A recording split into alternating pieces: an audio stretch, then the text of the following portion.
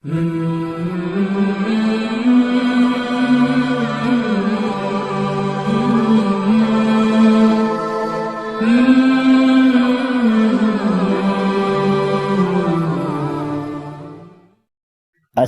علیکم ورحمۃ اللہ وبرکاتہ۔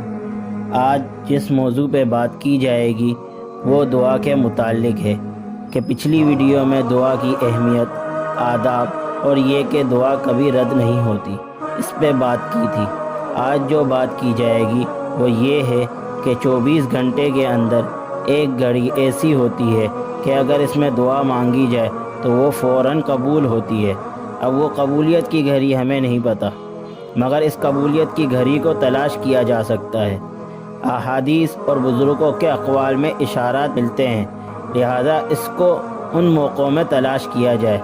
نمبر 1 وضو کے بعد، نمبر 2 اذان کے بعد، نمبر 3 اذان اور اقامت کے درمیان، نمبر 4 فرض نمازوں کے بعد، نمبر 5 تلاوت قرآن کے بعد، نمبر 6 جہاں مسلمان کثرت سے جمع ہوں، نمبر 7 آدھی رات کے وقت۔